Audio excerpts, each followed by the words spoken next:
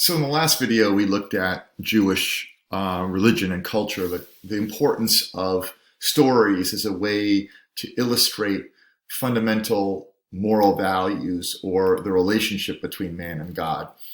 And we'll be talking a lot about covenants, which are legal agreements and literal agreements between man and God in this relationship and this struggle between the Jews and their God and their which can be frustrating in both directions. So this isn't sort of a perfect relationship. And I think what's interesting is the key elements of God. God obviously exists above nature, but God also is the giver of the laws. And one of the things that's going to change in Judaism is we're going to move from the samsara, the circular aspect of history, to one that's more linear. The story of the Jews begins with Abraham getting called out of Sumeria, out of the city of Ur, and traveling to Judea. So storytelling and history are fundamental to what Judaism is. Judaism is a historical religion. The Western way of thinking is also historical, and the reason we study history is to learn morals, to learn the way that we should behave and the way we shouldn't behave. So the connection between history and the law is going to be extremely important. And the arguments about the law are also going to be fundamental to what Judaism is, which is one reason why the culture of Judaism is going to lead naturally into the study of law more generally. So the story is both about individuals, but also about the collective history of the peoples of Israel. So the Semites, the descendants of Shem, the sons of Noah, this is the story of those people. And so we'll be looking at both individuals and groups, but it's about this particular tribe and their relationship to God. And so there's both an individual and collective element to what Judaism is. Now, as far as the culture and tradition goes, we talked about this a little bit in the last video, but there are going to be various modern ways or cultures of Judaism. The Ashkenazic Jews are those from Eastern Europe and from Europe generally, Russia, Germany, and so forth. They make up the great majority of the Jewish diaspora. That means the people outside of Israel. The Sephardic Jews are Northern African Jews and Southern European Jews, so those that end up in Spain, some in Italy, and so the Sephardic, the African Jews will be a smaller number. And there are also some black Jews, some Ethiopian Jews who are also part of this. And you'll also hear of Jewish tribes in places like Persia. And so you'll have Jews that come from different areas of the world. But overwhelmingly, they are as I said in the previous video, they're people that come from Canaan, from Judea, which is that area where modern Israel is. So when you look at the legal codes, obviously we think about the 10 commandments, but in Jewish law, there are 613 commandments. And so this basically is, if you're Jewish, you follow the law. So what does it mean to follow the law? This gets argued over and over again. You get the law laid out in the Pentateuch, which are the 5 first books of the Bible.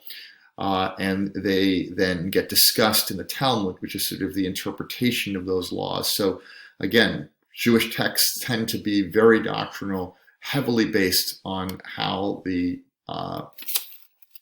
law is to be interpreted in certain elements. So obviously, Judaism as a monotheistic religion is going to revolve heavily around prayer. The Shema is the fundamental Jewish prayer. And what you'll notice here immediately is this idea of the love of God. You shall love Adonai, your God, with all your heart and all your soul and with all your might. So literally, you need to put all of your love into God. You can struggle with God, but you still have to love God. And you should always have that relationship in mind every day, every moment of every day. And so again, you'll notice the words here, right? That in this prayer. Words I command you today shall be in your heart. Teach them to your children. There's a legacy here. You have to pass this down through your children. It's a moral obligation. And so, Deline, I want you to focus on the second part of the prayer. You shall bind them as a sign on your hand, and they shall be jewels between your eyes. You shall inscribe them on the doorposts. So if you look at this, you'll see in Jewish tradition, the mezuzah on the right there, you'll see that is the Shema. That is the prayer that literally is in a tube that it sits on the lintel of the doorway, which is every time you pass through a door, you need to be remembering the law. So front doors have this, even doors in houses will have this. And then if you look at the tefillin is the wrapping yourself in the leather, and you can see the two boxes, the boxes on the between the eyes, the jewels between your eyes. That's the Torah. That's literally the laws from the Bible that are in a box, always the top of your head. The wrapping of the tefillin, which is that leather strap around the forearm, is also a sign that you're wrapping yourself literally in the commandments, in the law. And it's a very palpable and literal way of looking at what do Jewish people do. They read the law, they bind themselves in the law, they think about the law, and they are always in touch with their relationship to God. So this is intimate and it is intense. So if you look at the principles of Jewish faith, I'm not going to go through all of these, but basically this idea that God is a creator, God is perfect. So we're looking at this idea of a God above all things and a God that has a kind of perfection. And so because God is perfect, so must be our faith. And so this idea of looking at the Torah as basically the laws that were given to Moses, the laws that were given to Moses on Sinai, not just the 10 commandments, but the 603 other commandments, all have to be remembered and internalized. So what I'm going to ask you to do is to take a quick look at this. I'm going to pause the video here so you can read this slide. And I want you to jot down a few ideas of what Maimonides is saying about the nature of this faith beyond what I just mentioned. So moving on to some of the broader qualities of monotheism, this idea of God existing outside the universe creates the universe, and you're part of this created universe. The relationship of man to the creation is a lot like God's relationship to his creations. In other words, man is given dominion over nature. And so what this means is, unlike in Hinduism, where nature is something to be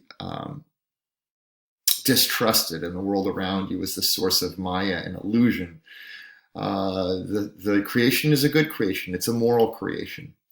So God is obviously one, singular. There's not a multiplicity of God forms. There's only one God. And this God is one that we come into relationship with. So it's personal. And so personal means that there is a relationship that you have with God, and your duty through your life is to cultivate that relationship and to understand that relationship. So God is a saving God. God interacts and in history and is part of the world around us. And so God can save us. And that is going to lead to a certain amount of prayer asking for God's help to save us.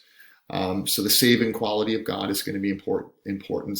And so is this idea of the Savior. So when you get to Christianity and you look at the role of Jesus, Jesus is continuing with this idea of a Savior, a personal Savior. But before this, in Judaism, you have this idea that God serves that function in that elevated position.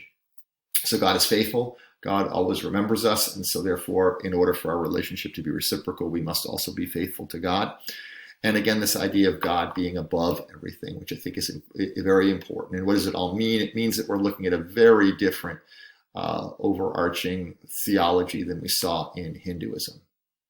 So if you look at Judaism, right, Jewish comes out of the history of the Jewish people. It's tied to them through the story of Noah, and through the story of Abraham, through the story of Jacob, through the story of Moses.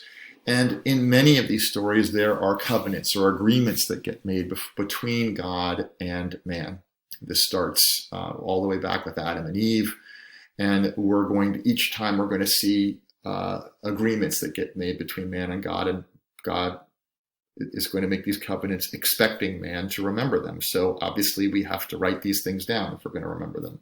So the moral laws are key, but so are the written laws. So these are laws that are much more defined than you see in the Eastern religions. So because Jews are a people who have had to kind of struggle on their own, their relationship to God is part of that struggle. And I think what's interesting about this is that from the very beginning, because Jews take on this monotheistic concept, the importance of the individual, not only in the importance of the individual developing him or herself to become a better person. So there's going to be a moral component to Judaism, which is going to be extremely central to the religion. This is a religion that's going to prompt social reform.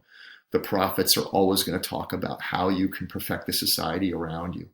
So this Jewish idea of perfection of society is going to impact all kinds of social movements going forward, even after Judaism isn't as central in Christian history, for example, in the abolitionist movement, in the civil rights movement, in the temperance movement, all of these social reform movements. This comes from this idea of we need to perfect our society. And the prophets come and tell us that we're not living up to the law.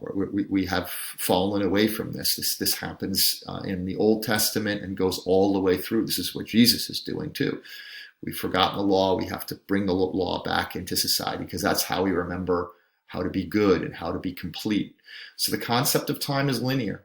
And God is there to direct us towards the future. So this is a future-based religion, and very much this is the way that we think. We think in terms of, I want to be better. I want to go somewhere. I want to do something. So the impact on Western history is huge.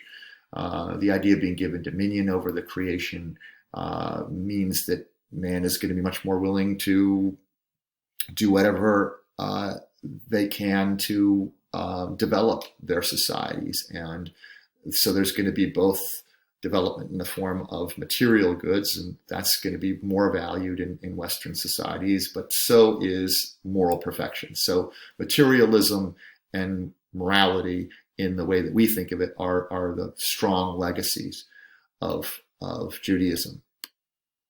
So finally, to pull this all together, God creates man in his own image. So we're looking at a theology that's based around this idea that God is in some ways a much, much larger perfected version of ourselves. God does not exist as a spirit in nature, but intervenes in that creation and is merciful and is looking after us. So we should look after each other just as God looks after us. So the three basic qualities of a good Jew is that, again, it's not so much about what you believe. In Christianity, it's more about the spirit of what you do. In Judaism, it's about what you actually do. So are you doing the right thing? Are you enjoying your life? Or are you taking full advantage of all the things that God has given you? And are you showing love and mercy towards your fellow man? Are you taking care of the people in your community? So this is not an evil world. This is not a circular world. We don't sit on a pillow and meditate, and we don't go internal. We don't look for our truth as a way to escape that samsaric cycle. We need to embrace the world, and we need to embrace the moral values that God has given us and embrace those laws and find out how to be better people.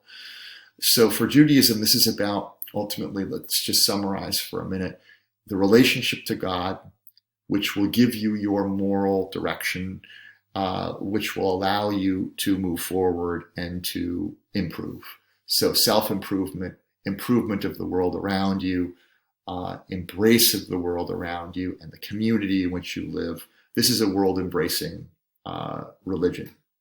So hopefully you have a better sense of what Judaism is now, and I'm going to ask you to write paragraph that kind of summarizes a lot of this so you can bring it together in your own understanding.